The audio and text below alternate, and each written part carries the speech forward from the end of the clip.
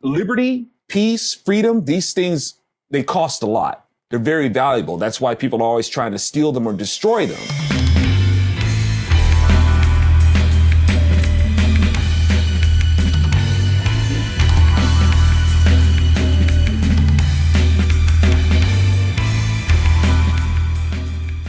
Hi, everybody. Welcome to the Virtue Signal. I'm Bill Whittle with my friend Alfonso Rachel, and this is the show where we try to talk a little bit about, I get the idea by now. So sometimes I'll come up with an idea for a show that I think to myself, this is great, because this is something I can just wind Zoe up on and just tee him off. Off he goes. Because I learn a lot from you. So what I want to talk about today is the idea of sacrifice.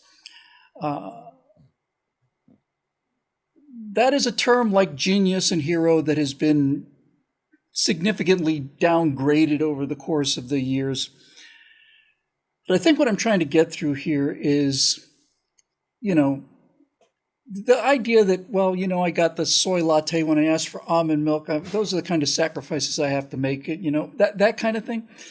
Because the idea of sacrifice, it seems to me, in its original term and in its most noble term, it needs two parts. It needs to be voluntary, and it also needs to be, I don't know how else to put it. It needs to be your best stuff, not your best stuff, right? Biblically, that seems to be what I've learned, and I don't see a whole lot of actual, genuine sacrificing going on these days. You think that's fair? Man, and I think that the fairness narrative pushed by being fair to people. That's a strange thing about this. I don't want to even say woke culture. That's just something that's been around for a long time. The collectivist minded, that's just how they promote fairness, by being unfair to other people. But the people that we're being unfair to, they deserve it and they can afford it. And you see a lot of this push for sacrifice, push for other people to sacrifice. That's the thing. That's not sacrifice. That's not sacrifice. And even right now, man, we're seeing people made to sacrifice ability to breathe free air. So you should be willing to make a sacrifice. Do it for your neighbor. Be your brother's keeper and all that sort of thing. Wear a mask. And, people are having to sacrifice their jobs or even sacrifice their businesses and sacrifice. I guess they're sitting in the culture. I think one of the biggest sacrifices that's being made. I'll try not to get too far in the weeds here, ahead. But I mean, if we're going to talk about a gross example of making somebody else sacrifice, the whole, say for instance, the white supremacy narrative, people are saying, we have to stop white supremacy. And like I said, this is the biggest supremacy that's on the Democrat Party as it is. But the thing is, they're being charged with having to sacrifice their supremacy. We have to end white supremacy. You got to stop being less white. So we're supposed to make this sacrifice. That really there's no point to this as it is. Basically what you're saying is you're superior while rejecting the idea that we're superior. But nobody else can be racist.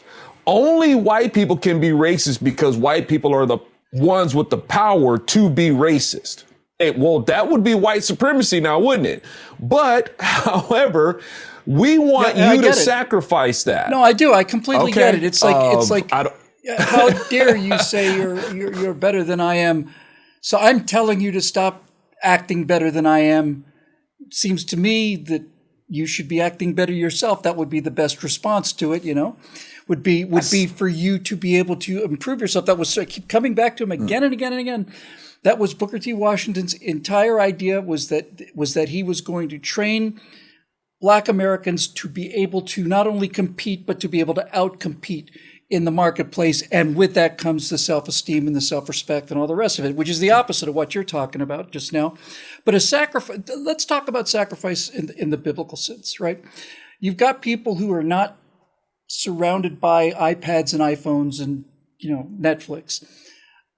The idea that you would voluntarily or willingly burn not only some of the limited stuff you had, but presumably the best stuff you had, puts you in a position of humility and respect and gratitude, doesn't it? In a very, very tangible way. You would really feel it in that kind of a sacrifice. Definitely, Bill. Well, and the reason why I kind of went off into the weeds on that one is because when we talk about sacrifice, one has to actually know what is a redeemable sacrifice. I mean, we talk about sacrifice and it's a good, but it has to have some kind of foundation of how to discern what is actually a good sacrifice. The first fruits of your offer, the first fruits of your crops, the first fruit, these kinds of things. However, when we think about what is the best thing you can offer, well, a person can have it in their mind. Well, the first thing I can offer as a sacrifice is my firstborn child. And throughout history, you do have people who make those sacrifices because somehow they think they're going to benefit from it. They'll get a bountiful harvest, or somehow they're going to get a favor. That's interesting. Yeah, it's not actually sacrifice. It's more like a bribe. Right.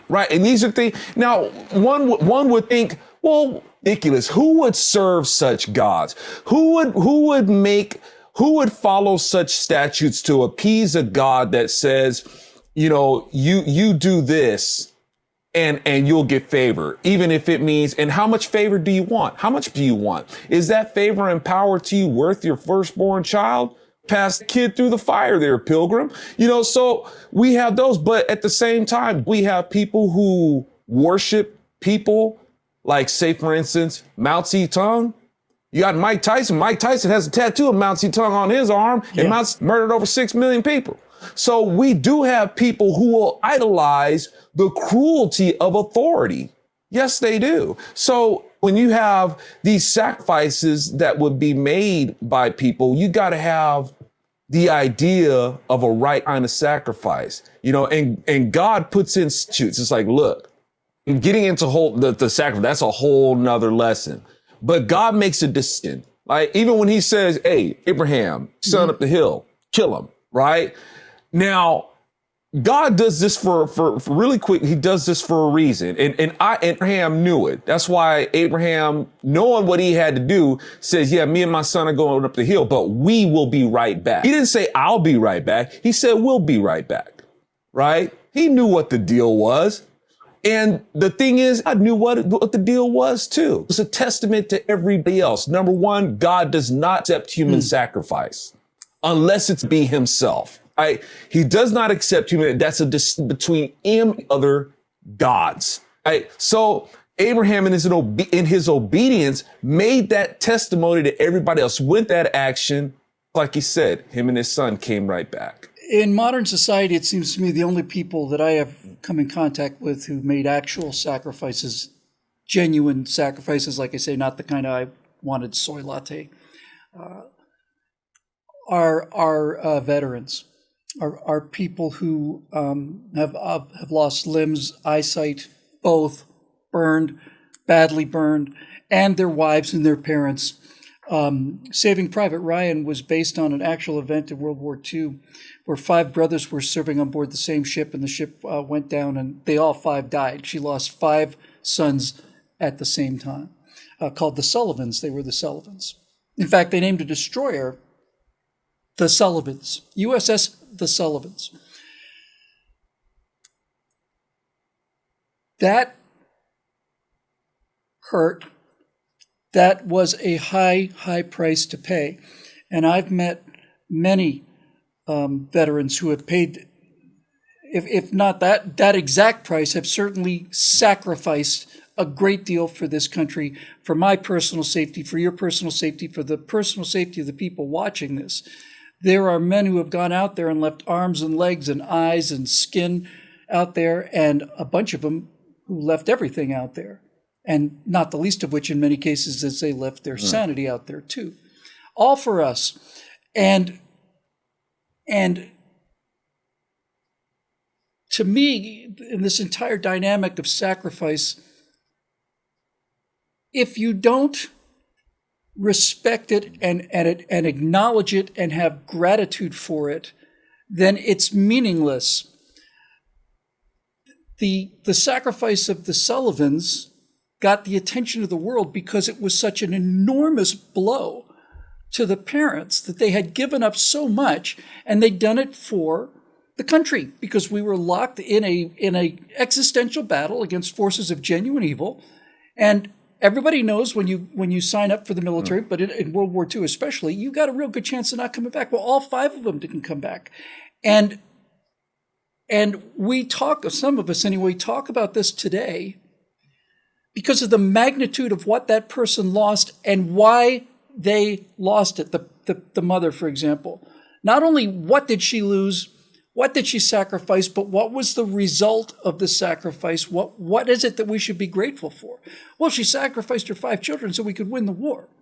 And this aspect of not acknowledging genuine sacrifice, of not being aware of what the sacrifice was for, and certainly not having the gratitude to thank people who've made those kind of sacrifices, all of this is a sign of a society that's not doing as well as it should. If we were aware of these things, we would all be much better people. Indeed, man. And that's the thing about it. See, this is a war.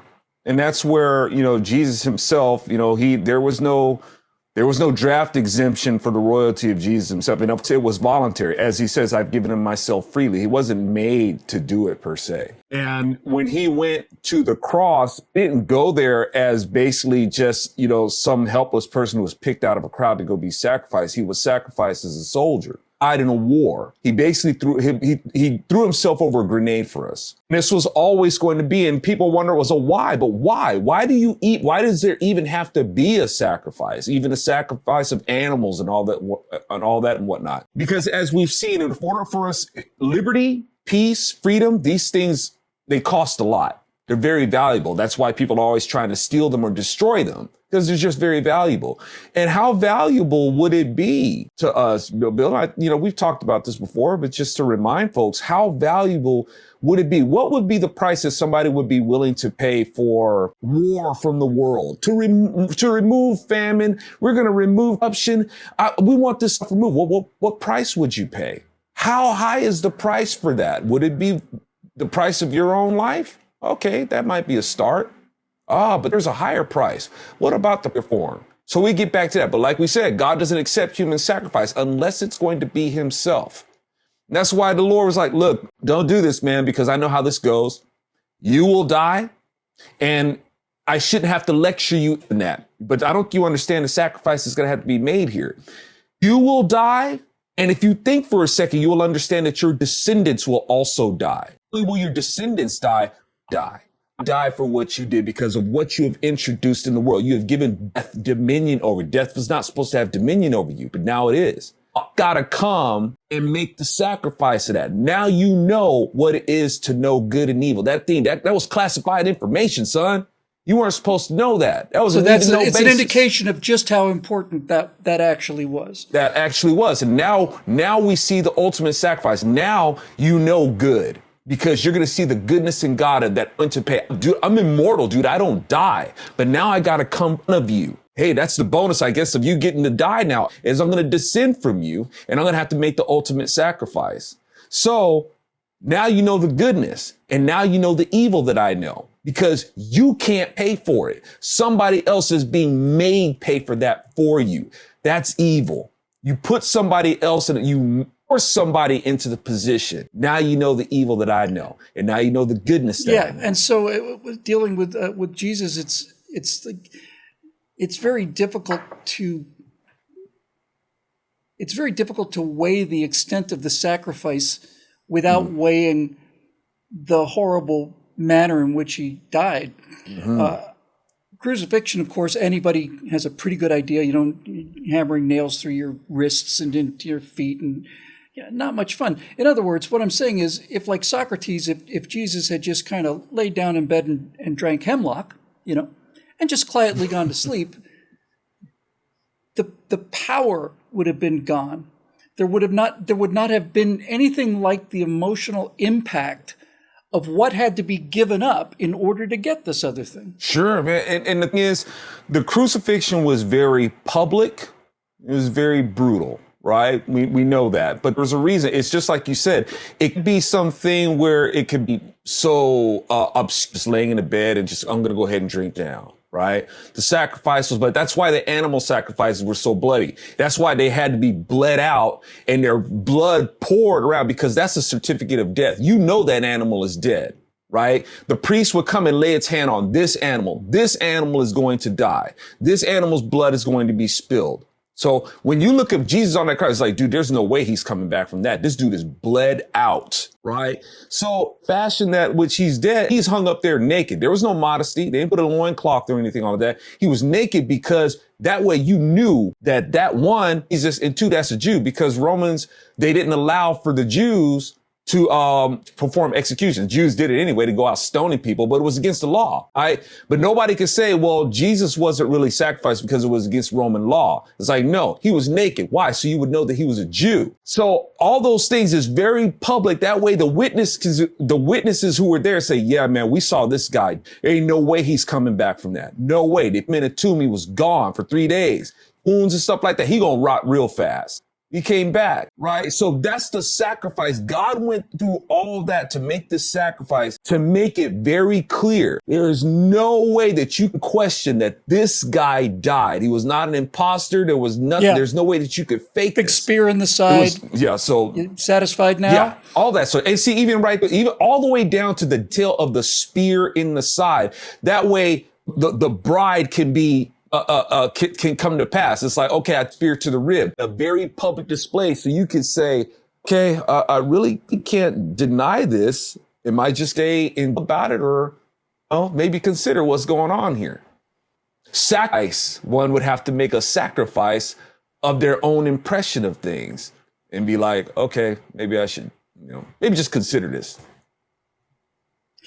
Seems to me that the one thing that I get at the end of every one of these shows is just an enhanced appreciation and gratitude for the things that we take for granted.